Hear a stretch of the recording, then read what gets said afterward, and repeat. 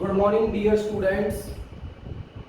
जैसा कि आपको पता है कि बेटा हमने पिछली क्लासेस में डिस्कस किया था हीटिंग इफेक्ट ऑफ करंट के बारे में और जूल लॉ ऑफ हीटिंग के बारे में मैंने डिस्कस किया था। मैंने आप लोगों को उस चीज़ में बताया था बेटा कि जो हीट जो प्रोड्यूस जो होती है इन द वायर के वो directly proportional to square of current के होती है बेटा। दूसरा डायरेक्टली प्रोपोर्शनल टू रेजिस्टेंस के होती है और तीसरा dear student directly proportional to time for which current passing through in the wire. आपको जरा पता हो तो मैंने आप लोगों को एक टर्म और बताई थी बेटा, आपको 9th क्लास में एक law of conservation of energy कराई थी डियर स्टूडेंट्स। ठीक है, law of conservation of energy का क्या कहता है dear students? Law of conservation of energy ये कहता है कि एनर्जी नाइदर बी क्रिएटेड ठीक है बेटा, neither be created nor B destroyed बेटा। ठीक है, ये हमने पढ़ी थी, energy neither be created nor B destroyed. But जो एनर्जी की जो फॉर्म है ना डियर स्टूडेंट्स वो चेंज होती है। एनर्जी की फॉर्म क्या है बेटा? चेंज होती है। इट मीन्स मैंने आप लोगों को ये भी चीज़ बताई थी कि जितना हम वर्क डन करते हैं डियर स्टूडेंट्स उतनी ही वहाँ पर हम इलेक्ट्रिकल एनर्जी को क्या उतनी ही एनर्जी को वहाँ पर क्या करते हैं बेटा? कंज्यूम करते हैं। क्या करते हैं बेटा? कंज्यूम। ठीक है, अब आपको पता है ये चीज़ मैं आप लोगों को बता चुका हूँ कि सोर्स ऑफ ईएमएफ कौन है dear students? Source of electromotive force कौन होते हैं डियर स्टूडेंट्स? वो होते हैं सेल और क्या होते हैं? बैटरी होते हैं। सेल और बैटरी एक सोर्स ऑफ क्या होते हैं बेटा? ईएमएफ होते हैं। क्या होते हैं? ईएमएफ। आपको मैंने ये चीज समझाई थी कि बेटा सेल के अंदर क्या होती है? केमिकल रिएक्शंस होती हैं और वो केमिकल रिएक्शन इस तरीके से होती है कि बेटा वहाँ पर जो हाई एनर्जी का जो प्रोडक्ट जो होता है वो लो एनर्जी के प्रोडक्ट में क्या हो जाता है डियर स्टूडेंट्स? कन्वर्ट होता है। मतलब हाई एनर्जी का रिएक्टेंट लो एनर्जी के प्रोडक्ट में क्या होता है डियर स्टूडेंट्स? कन्वर्ट होता है। तो वहां पर डियर स्टूडेंट्स एनर्जी रिलीज होती है। क्या होती है बेटा? एनर्जी रिलीज होती है और उस एनर्जी को वो जो एनर्जी जो रिलीज जो होती है डियर स्टूडेंट्स उस एनर्जी को डियर स्टूडेंट्स वो इलेक्ट्रॉन क्या करते हैं? यूज करते हैं। उस इलेक्ट्रिकल एनर्जी को क्या करते हैं डियर स्टूडेंट्स? यूज करते हैं। तो जो टोटल जो एनर्जी जो डियर स्टूडेंट्स जो टोटल जो एनर्जी बेसिकली यूज जो होती है डियर स्टूडेंट, जो सप्लाइड जो होती है किसी सोर्स ऑफ ईएमएफ द्वारा, ताकि जो इलेक्ट्रिक जो करंट है डियर स्टूडेंट्स वो गिवन इंटरवल ऑफ टाइम के लिए वो कंटिन्यूअसली उस सर्किट के अंदर उस पाथ के अंदर कंटिन्यूअसली क्या करता रहे बेटा? फ्लो करता रहे। क्या करता रहे बेटा? फ्लो। इस चीज को आप ऐसे समझो कि जैसे मान लीजिए मेरे पास में ये कोई बेटा क्या है? एक वायर है। ठीक है बेटा, जैसे मान लीजिए मेरे पास में ये कोई कंडक्टर है। ठीक है बेटा, अब कंडक्टर के अंदर बहुत सारे क्या होते हैं बेटा? फ्री इलेक्ट्रॉन्स होते हैं। क्या होते हैं? फ्री इलेक्ट्रॉन्स होते हैं। और वो इलेक्ट्रॉन्स किसकी तरह काम करते हैं बेटा? एनर्जी कैरियर का काम करते हैं। तो मान लीजिए मैंने इस कंडक्टर को बेटा मैंने सेल और बैटरी से लगा दिया। सेल और बैटरी क्या है बेटा? एक सोर्स ऑफ ईएमएफ है। ठीक है बेटा, सोर्स ऑफ ईएमएफ का मतलब ये है कि बेटा जो हमारी जो सेल और जो बैटरी जो होती है ना वो एनर्जी सप्लाइड कराती है बेटा। क्या सप्लाइड कराती है? एनर्जी सप्लाइड कराती है। अब आपको पता है कि एनर्जी जब सप्लाइड होगी, आपको पता है कि कंडक्टर के अंदर बहुत सारे क्या होते हैं? नंबर ऑफ क्या होते हैं बेटा? A conductor consist large number of free electrons. A conductor consist large number of free electrons. Large number of free electrons which act as a energy carriers, which act as a energy carriers। तो आपको पता है dear student, अब हम किसी conductor के across में potential difference भी लगाते हैं। ठीक है, इट मीन जब हम किसी कंडक्टर को किसी सोर्स ऑफ ईएमएफ से मतलब सेल और बैटरी से कनेक्ट करते हैं तो dear students electric current flow करता है। क्या करता है बेटा? इलेक्ट्रिक करंट क्या करता है? फ्लो। अब अगर कोई इलेक्ट्रॉन अगर डियर स्टूडेंट्स फ्लो कर रहे हैं, अगर डियर स्टूडेंट्स इलेक्ट्रॉन अगर कंटिन्यूअसली इस कंडक्टर में फ्लो कर रहे हैं तो करंट बनेगा। अगर डियर स्टूडेंट्स करंट बनेगा तो करंट को ड्राइव करने के लिए कि ये जो करंट है डियर स्टूडेंट्स एक गिवन टाइम में, डियर स्टूडेंट मैंने कहा कि ये जो करंट है ना, ये जो करंट है एक गिवन टाइम के लिए, मतलब गिवन टाइम दे रखा है, ठीक है बेटा, एक गिवन टाइम टेकर है डियर स्टूडेंट्स, क्या मान लिया बेटा मैंने? टी टाइम ले लिया, ठीक है। और इस गिवन टाइम के लिए डियर स्टूडेंट्स ये इलेक्ट्रिक करंट क्या कर रहा है बेटा? इलेक्ट्रिक करंट फ्लो कर रहा है, मूव कर रहा है। ये करंट आई फ्लो। अब अगर current dear students I flow करेगा इस कंडक्टर में तो डियर स्टूडेंट्स उसे वर्क डन करना पड़ेगा। क्या करना पड़ेगा? वर्क डन करना पड़ेगा। और आपको पता है कि वर्क डन कराने के लिए हमें किसकी जरूरत पड़ती है बेटा? एनर्जी की जरूरत होती है। किसकी जरूरत होती है बेटा? एनर्जी की जरूरत होती है। तो वो एनर्जी कौन सप्लाइड कराता है डियर स्टूडेंट्स? ताकि वो जो इलेक्ट्रिक जो करंट है, ताकि वो जो इलेक्ट्रिक जो करंट है, वो जो इलेक्ट्रिक जो करंट है आई वो गिवन टाइम के लिए कंटिन्यूअसली क्या करता है बेटा? फ्लो करता है। इट मींस इसे कंटिन्यूअसली क्या सप्लाइड करानी पड़ेगी डियर स्टूडेंट्स? एनर्जी सप्लाइड करानी पड़ेगी इलेक्ट्रॉनों को, ताकि वो इलेक्ट्रॉन उस एनर्जी का क्या करें बेटा? यूज करें। और उस एनर्जी को यूज करके डियर स्टूडेंट्स, उस एनर्जी को यूज करके डियर स्टूडेंट्स वो क्या करते हैं डियर स्टूडेंट्स? जब वो इलेक्ट्रॉन उस एनर्जी को यूज करते हैं सेल और बैटरी से, तो उस एनर्जी को डियर स्टूडेंट्स काइनेटिक एनर्जी में बदल देते हैं। तो जितनी एनर्जी उनको डियर स्टूडेंट्स सेल और बैटरी से गिवन होगी, जितनी एनर्जी उसे सेल और बैटरी से गिवन होगी डियर स्टूडेंट्स, उतना ही ये इलेक्ट्रिक करंट क्या करेंगे डियर स्टूडेंट्स? इलेक्ट्रॉन क्या करेंगे डियर स्टूडेंट्स? एनर्जी का यूज अप करेंगे। और उतना ही उसके अंदर डियर स्टूडेंट, उतने ही टाइम के लिए डियर स्टूडेंट्स वो इलेक्ट्रिक करंट क्या होगा बेटा? फ्लो करेगा। इट मींस जो एनर्जी जो कंज्यूम जो होती है, जो एनर्जी जो सप्लाई जो होती है डियर स्टूडेंट सेल और बैटरी के द्वारा, it means source of EMF के द्वारा जो एनर्जी जो सप्लाइड जो होती है to maintain the electric current in a conductor for a given time T, उस एनर्जी को डियर स्टूडेंट्स बोला जाता है इलेक्ट्रिकल एनर्जी बोला जाता है। क्या बोला जाता है बेटा? Electrical energy. क्या बोला जाता है?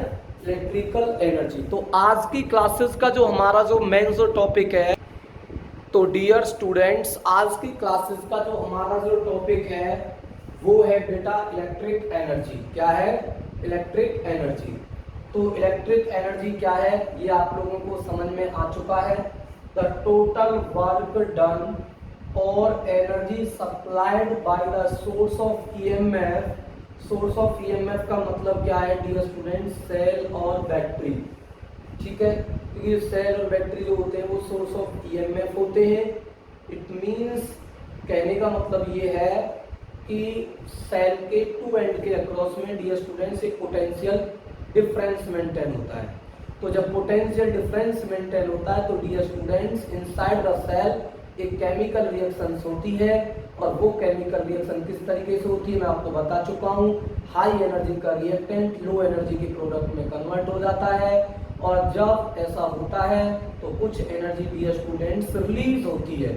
और वो जो एनर्जी जो रिलीज होती है डियर स्टूडेंट्स, उस एनर्जी को डियर स्टूडेंट्स सेल और बैटरी उस एनर्जी को सप्लाइड करा देती है उन इलेक्ट्रॉनों को, ताकि वो जो इलेक्ट्रॉन है डियर स्टूडेंट्स नेगेटिव पोटेंशियल से पॉजिटिव पोटेंशियल की तरफ क्या कर सकें?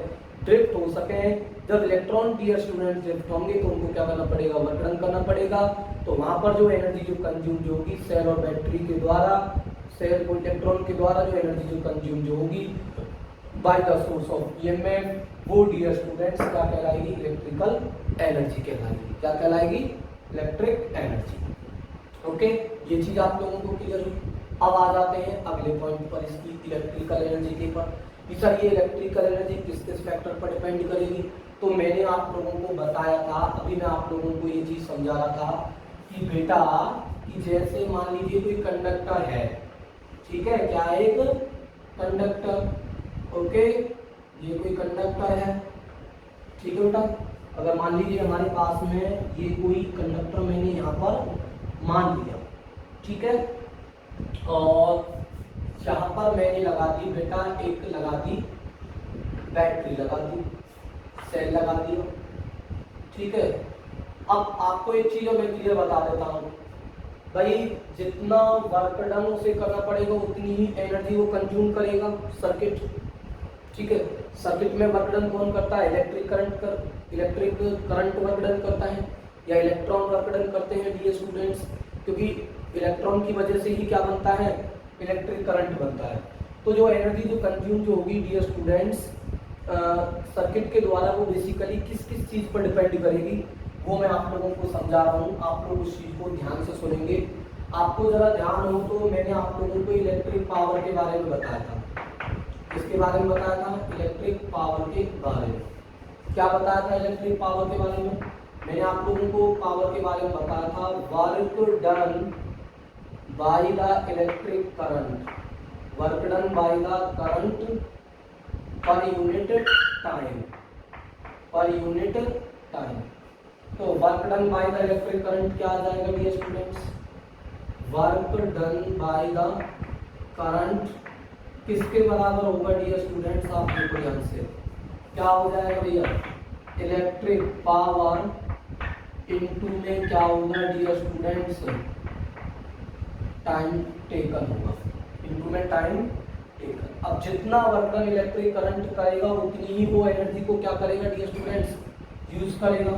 तो ये जो वर्क डन जो होगा इलेक्ट्रिक करंट के द्वारा, ये एनर्जी कंज्यूम के क्या होगा बेटा, इलेक्ट्रिकल एनर्जी के बराबर होगा जो इलेक्ट्रिकल एनर्जी ये क्या करेंगे बेटा, कंज्यूम करेंगे। तो इलेक्ट्रिकल एनर्जी बराबर क्या आ गया बेटा, इलेक्ट्रिक पावर P इंटू में क्या आ गया बेटा, टाइम T। तो इलेक्ट्रिकल एनर्जी का डियर स्टूडेंट्स एक फॉर्मूला आ गया हमारे पास में, E is equal to P into में टाइम। मतलब इलेक्ट्रिकल एनर्जी डायरेक्टली प्रोपोर्शनल किसकी होगी बेटा, पावर की होगी, इलेक्ट्रिक पावर की होगी, और डायरेक्टली प्रोपोर्शनल होगी dear students time for which current is pass through in the wire. T का मतलब क्या है dear, time for which electric current pass through the wire. आपको मैंने पिछली क्लास में भी हीटिंग इफेक्ट ऑफ करंट वाले में मैंने आप लोगों को ये चीज समझाई थी, ठीक है, और भी इसको मैं अब समझा दूंगा। आप लोगों को इतनी टेंशन लेने की जरूरत नहीं है, टेंशन तो हमें लेनी है कि आपको समझाना है, ठीक है, ठीक है। तो देखो electrical energy is equal to P into time. अब एक चीज सुनो, देखो अगर मान लो मेरे पास में कोई इलेक्ट्रिकल अप्लायंस है बेटा, क्या है, एक इलेक्ट्रिकल अप्लायंस दे रखी है। उस इलेक्ट्रिकल अप्लायंस की डियर स्टूडेंट्स एक है पावर, किसी इलेक्ट्रिकल अप्लायंस की 100 वाट है, ठीक है बेटा, और दूसरी चीज बेटा एक की दे रखी है बेटा 50 वाट दे रखी है। तो आपको डियर स्टूडेंट्स जब आपको पता है कि पावर का मतलब क्या होता है, पावर का मैंने मीनिंग बताया था बेटा कि 1 जूल जो इलेक्ट्रिक जो पावर जो होती है ना, मैं यहाँ पर इसको रख कर देता हूँ, मतलब 1 वाट जो पावर जो होती है, 1 वाट जो होता है डियर स्टूडेंट्स वो किसके बराबर होता है, 1 जूल पर सेकंड के, 1 जूल पर सेकंड के। मतलब 1 joule energy is consume by the electrical appliance इन पर यूनिट टाइम, ठीक है। तो 100 वाट का मतलब क्या हो जाएगा डियर स्टूडेंट्स, 100 वाट का मतलब होगा 100 joule energy consume by the electrical appliance इन पर यूनिट टाइम। तो इसकी पावर ज्यादा है, इसकी पावर डियर स्टूडेंट्स अगर ज्यादा है, ठीक है बेटा, पावर कैसी है, ज्यादा है, ठीक है। तो ये इसका मतलब क्या है कि 100 जूल एनर्जी को कंज्यूम करेगा डियर स्टूडेंट्स पर सेकंड के अंदर। पर सेकंड के अंदर 100 जूल एनर्जी को क्या करेगा, कंज्यूम होगा। मतलब पावर बढ़ने से क्या हो रहा है डियर स्टूडेंट, जो एनर्जी जो कंजप्शन है ना वो बढ़ रहा है, इलेक्ट्रिकल एनर्जी का कंजप्शन बढ़ रहा है। इसका मतलब क्या है कि जो एनर्जी जो कंज्यूम जो है ना वो डायरेक्टली प्रोपोर्शनल किसके है बेटा, जो इलेक्ट्रिकल जो एनर्जी जो कंज्यूम जो होती है, energy consume, electrical energy consume directly proportional to किसके बेटा, उस इलेक्ट्रिकल अप्लायंस की किसके डायरेक्टली प्रोपोर्शनल बेटा, पावर के है। ठीक है। दूसरी चीज आपको मैंने आपको पिछली क्लासेस में भी बताया था डियर, मैंने आपको ये चीज बताई थी। हाँ, इसको और देख लेते हैं। P2 बराबर में 50 वाट, तो 50 वाट का मतलब क्या है डियर इसका, 50 वाट का मतलब है डियर इसका 50 वाट इज इक्वल टू, इसका मतलब क्या है डियर, इसका मतलब है 50 जूल एनर्जी कंज्यूम पर सेकेंड। मतलब उसका रेट ऑफ एनर्जी कंजप्शन कम है तो इसकी पावर कम है, तो पावर कम है तो रेट ऑफ एनर्जी कंजप्शन इसका कम है, तो ये कम एनर्जी कंज्यूम करेगी इलेक्ट्रिकल अप्लायंस जिसकी पावर P1। इसका एनर्जी कंजप्शन कैसा होगा डियर स्टूडेंट्स, ज्यादा होगा। क्यों, क्योंकि इसकी पावर कैसी है बेटा, ज्यादा है, क्योंकि इसकी एनर्जी कंजप्शन कम होगा क्योंकि इसकी पावर कम है। पावर अगर कम है तो 50 जूल एनर्जी कंज्यूम करेगा पर सेकंड के अंदर, और इसकी पावर डियर स्टूडेंट्स ज्यादा है तो ये 100 जूल एनर्जी कंज्यूम करेगा पर सेकंड के अंदर। तो जिसकी पावर ज्यादा होगी उसका एनर्जी कंजप्शन भी कैसा होगा बेटा, ज्यादा होगा। ठीक है। जिसकी पावर कम है उसकी एनर्जी कंजप्शन भी क्या होगा बेटा, कम होगा। अगर electrical energy directly proportional to power के। अच्छा सर, ये समझ में आ गया। अब सर एक चीज और हमें बताओ कि ये टाइम पर कैसे डिपेंड करती है। भाई कल एक चीज तो मैंने आप लोगों को बताई थी, आप लोगों को मैंने हीटिंग इफेक्ट ऑफ करंट में आपको मैंने एक तो फिनोमिना समझाया था, एक प्रोसेसिंग मैंने आप लोगों को समझाई थी कि बेटा अगर टाइम फॉर विच करंट अगर इंक्रीज होगा, फॉर एग्जांपल मान लीजिए एक बल्ब है, अगर उस बल्ब को अगर मान लीजिए मैं 10 मिनट्स यूज करता हूँ, दोनों की पावर, एक बल्ब है P1, ठीक है बेटा, दोनों की पावर कैसी है डियर स्टूडेंट, सेम है। मतलब वो 20 वाट के हैं बेटा, कितने के हैं, 20 वाट के हैं बेटा। ठीक है। बल्ब 20 वाट दो है बेटा। ठीक है। अब उन दोनों को यूज किया जाता है डियर स्टूडेंट्स। अब इसको अगर मैं मान लो यूज कर रहा हूँ किसके लिए बेटा, इसको मैं यूज कर रहा हूँ डियर स्टूडेंट्स 10 मिनट्स के लिए यूज हो रही है, ये इलेक्ट्रिकल अप्लायंस यूज हो रही है 10 मिनट्स के लिए, और इसी बल्ब को डियर स्टूडेंट्स मैं यूज करता हूँ कितने टाइम के लिए बेटा, 30 मिनट्स के लिए। तो टाइम इंक्रीज होने से क्या होता है, मैंने आपको कहा ध्यान हो तो मैंने आपको बताया था कि हीट जो प्रोड्यूस इन द वायर जो होती है directly proportional to time for which के होती है, जो करंट पास करता है। अगर टाइम डियर स्टूडेंट्स अगर इंक्रीज होगा, अगर डियर स्टूडेंट्स टाइम को अगर मैं इंक्रीज करूंगा तो हीट ज़्यादा होगी। हीट ज़्यादा होने का मतलब है कि हीट जब तो ज़्यादा होगी जब इलेक्ट्रॉन ज़्यादा इलेक्ट्रिकल एनर्जी को कंज्यूम करेंगे तभी तो, क्योंकि आपको पता है कि energy neither be created not be destroyed, it can change only one form to another form। अगर ज़्यादा इलेक्ट्रिकल एनर्जी यूज होगी, ज़्यादा ही हीट एनर्जी में तो वो कन्वर्ट होगी, तो वो आपको मैं पहले बता चुका हूँ कि heat produce in the wire is directly proportional to time for which current की होती है। ठीक है। ये चीज़ समझ में आई, और मैं आप लोगों को ये चीज़ भी समझा चुका हूँ भाई, आपको मैं क्लियर कर चुका हूँ कि बेसिकली क्या है, इलेक्ट्रिक जो पावर जो होती है, मतलब मान लो ये कोई हमारे पास में कोई कंडक्टर है, ठीक है, क्या है ये, कोई कंडक्टर है, ओके, और मान लो मैं इस कंडक्टर को मैं किसी सेल और बैटरी से कनेक्ट करता हूँ, और इस कंडक्टर के अक्रॉस में पोटेंशियल डिफरेंस कितना है, V पोटेंशियल डिफरेंस है। ठीक है, क्या है, पोटेंशियल डिफरेंस V है इस कंडक्टर के अक्रॉस में, जितना मैंने यहाँ से लगाया हुआ है। तो डियर स्टूडेंट्स क्या होगा, इलेक्ट्रिक चार्ज फ्लो करेगा, इलेक्ट्रिक चार्ज मूव करेगा, और जब इलेक्ट्रिक चार्ज मूव करेगा dear student through the conductor, under potential difference V के। तो डियर स्टूडेंट्स कितना वर्क डन करना पड़ेगा उसे, वर्क डन कितना करना पड़ेगा, W is equal to V into में Q, जितना उसे वर्क डन करना पड़ेगा उतनी ही वो एनर्जी को कंज्यूम करेगा। तो energy is equal to V into में क्या आ गया बेटा, Q के बराबर आ गया, ठीक है। W is equal to V into में क्या बेटा, Q। अब आपको पता है कि ये charge, if Q is flown in a wire या in a conductor for a time t,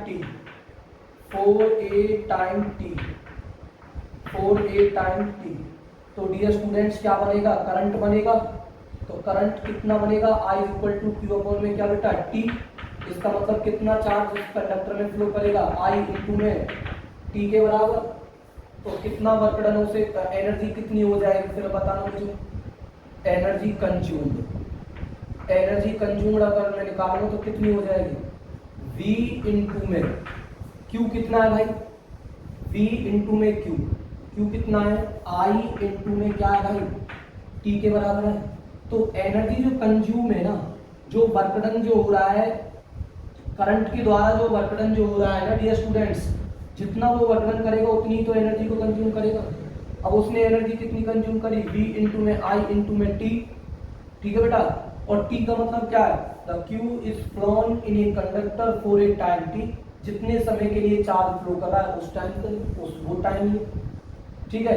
अब एनर्जी कंज्यूम V इंटू में I इंटू में T, और मैं आपको बता ही चुका हूँ कि एनर्जी कंज्यूम किसके बराबर, एनर्जी कंज्यूम में V इंटू में I किसके बराबर होती है, पावर का होता है। तो एनर्जी कंज्यूम जो होगा, जो एनर्जी जो कंज्यूम जो होगी वो डियर स्टूडेंट्स क्या होगी, पावर इंटू में क्या होगी, टाइम की होगी। इसलिए हम बोल देते हैं कि जो इलेक्ट्रिकल जो एनर्जी जो होती है वो किसी इलेक्ट्रिकल अप्लायंस की वो इलेक्ट्रिक पावर पर डिपेंड करेगी, और दूसरा डिपेंड करेगी time for which electric current pass through in a wire, ठीक है। समझ में आया भैया, कुछ नहीं है। अब कह रहे हैं सर हम दूसरे तरीके से भी इसको बना सकते हैं, बिल्कुल इसके और भी बहुत सारे फॉर्मूले हम इसके बनाएंगे, ठीक है। तो आप आई होप आपको ये समझ में आ गया है इलेक्ट्रिकल एनर्जी के बारे में, ठीक है। तो work done by the cell और battery to maintain the electric current for a given time t, तो जो एनर्जी कंज्यूम होगी उसी एनर्जी को हम क्या बोलेंगे, इलेक्ट्रिकल एनर्जी बोलेंगे, ओके। एनर्जी की एसआई यूनिट क्या होगी, SI unit of energy, electrical energy क्या है भैया, आपको पता है। इलेक्ट्रिकल एनर्जी की एसआई यूनिट सिंपल सी है, क्या है, जूल, या इसको और भी बोलेंगे डियर, आप लोग ध्यान समझ लो इस चीज को, इसकी और भी यूनिट्स में बना हुआ है इसकी। अभी बताया था इलेक्ट्रिक एनर्जी का फॉर्मूला क्या है, E is equal to P into में क्या भैया, T। मतलब इलेक्ट्रिक पावर और टाइम का अगर जो प्रोडक्ट होता है वो टोटल एनर्जी कंजप्शन बताएगा उस इलेक्ट्रिकल अप्लायंस का, okay. E is equal to P into में क्या, T, ओके बेटा। पावर इंटू में टाइम, तो पावर की यूनिट क्या है, वाट, और टाइम की क्या बेटा, सेकंड। वाट सेकंड फिर किसके बराबर हो जाएगा, जूल के बराबर। तो 1 जूल बराबर में 1 वाट 1 सेकंड। मतलब क्या है कि energy is said to be 1 joule, the energy consumed by the electrical appliance is 1 joule when an electrical appliance having a power rating 1 watt and used for the 1 hour, then this energy will be equal to the 1 joule energy which is consumed by the electrical appliance। समझ में आ गई ये चीज, तो कुछ नहीं है, simple सी चीज है जो आपको पहले बताई है। अब इसके में और भी फॉर्मूले इसके में बता सकता हूँ आप लोगों को, ध्यान से सुनो जो मैं आपको समझा रहा हूँ इलेक्ट्रिकल एनर्जी के। एक तो इलेक्ट्रिकल एनर्जी का क्या बन गया, एनर्जी का T की जगह पर V इंटू में I इंटू में क्या लिख सकता हूँ मैं, T लिख सकता हूँ, ये भी इलेक्ट्रिकल एनर्जी का फॉर्मूला आ जाएगा। अब आपको बताइए P का फॉर्मूला एक और होता है, P is equal to V square upon में क्या भी होता है, R होता है। तो यहाँ पर क्या भी लिख सकता हूँ मैं, P is equal to V square upon में R इंटू में T, ये भी किसके बराबर होगा बेटा, एनर्जी के बराबर होगा। किसके बराबर होगा? एनर्जी के बराबर। ठीक है, और भी इसका फॉर्मूला बना सकता हूं मैं, energy is equal to power का एक फॉर्मूला और है, आई स्क्वायर इंटू में क्या आर, तो P is equal to I square into में आर इंटू में टी। सर कहेंगे तो ये वही एनर्जी आ गई जो हीटिंग इफेक्ट ऑफ करंट में आएगी, बिल्कुल वही आएगी भाई। जितनी एनर्जी कंज्यूम करेंगे इलेक्ट्रिकल अप्लायंस, जितनी एनर्जी इलेक्ट्रिक करंट जितना वितरण करेगा उतनी तो एनर्जी को कन्वर्ट होगी। ठीक है, तो क्योंकि energy neither be created nor be destroyed, तो is equal to I square into में आर इंटू में टी। ठीक है, अब एक चीज देखो बेटा, इसकी एक कमर्शियल यूनिट होती है इलेक्ट्रिकल एनर्जी की, और वो आप लोगों ने कमर्शियल यूनिट इलेक्ट्रिकल एनर्जी की 9th क्लास में भी पढ़ी हुई है। ठीक है, 9th क्लास में क्या यूनिट पढ़ी है आप लोगों ने? कमर्शियल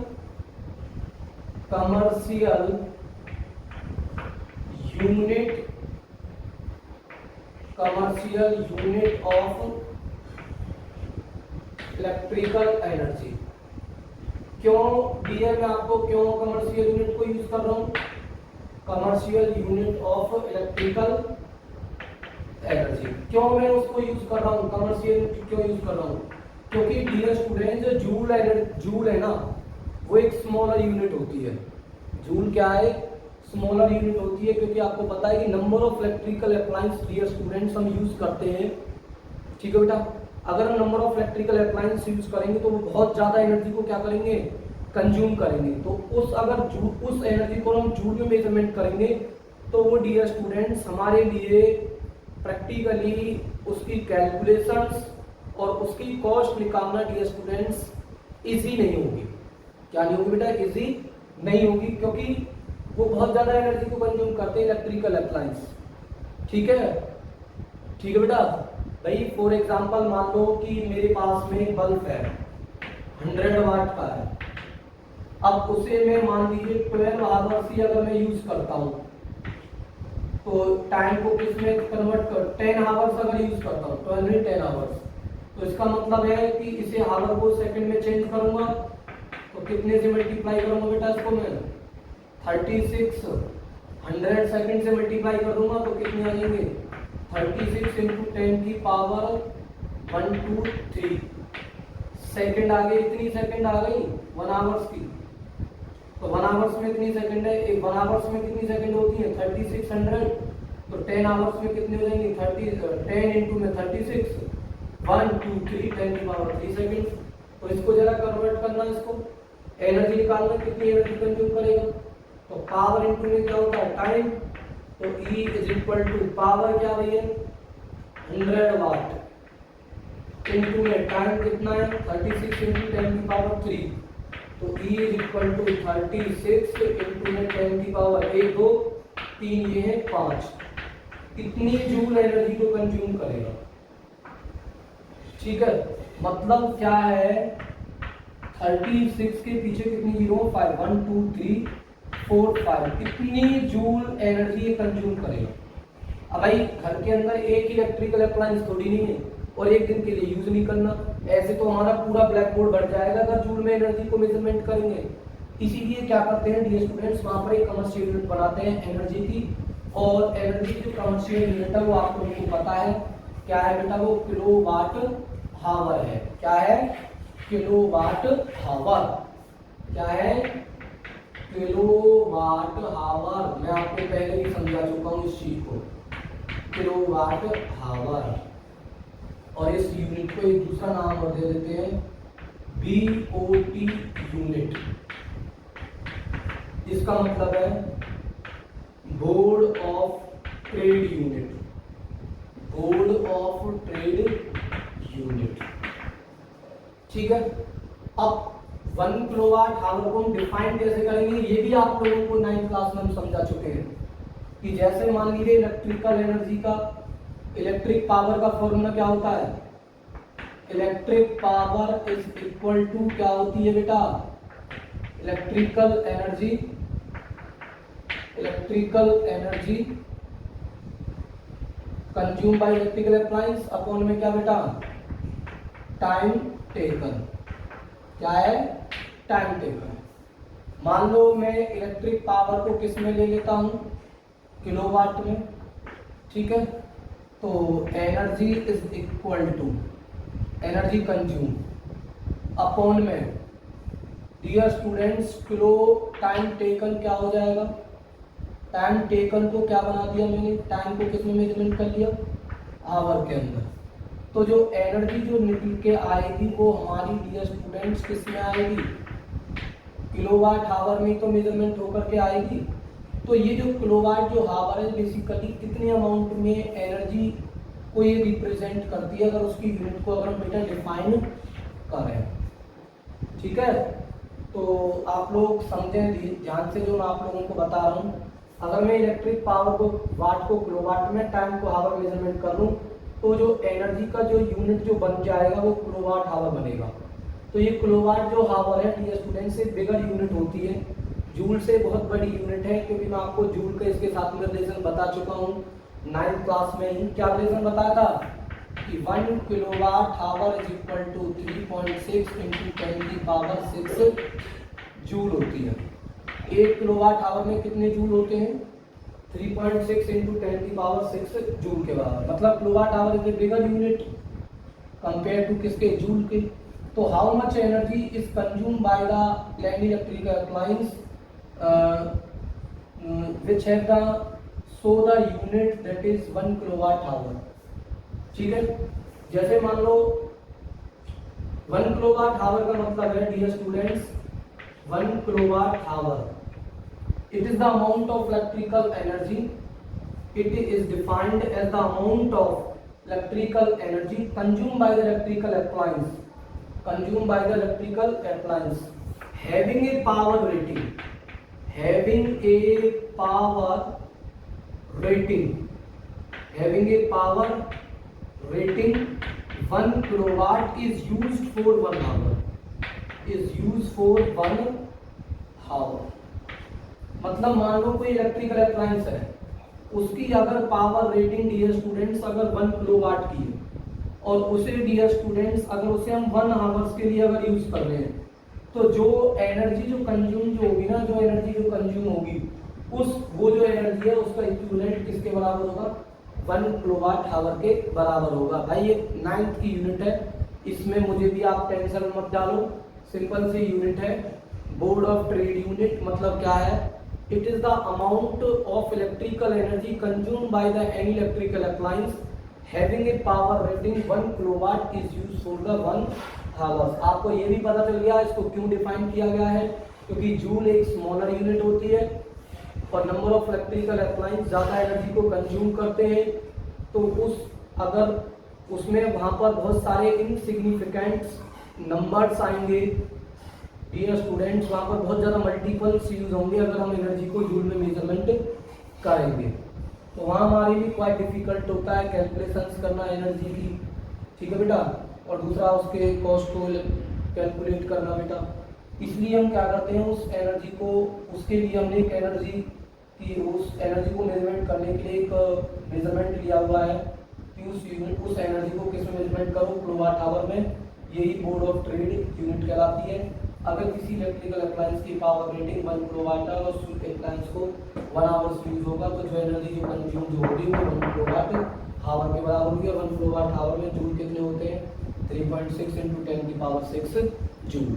अगर किसी स्टूडेंट्स को, डियर स्टूडेंट्स, अगर प्रॉब्लम है तो आप लोग पूछ लिया करें, शर्म ना करें, क्योंकि ये सिलेबस एक बार ही हो रहा है, दोबारा से सिलेबस आपका नहीं कराया जाएगा बेटा, ठीक है। जय हिंद, जय भारत।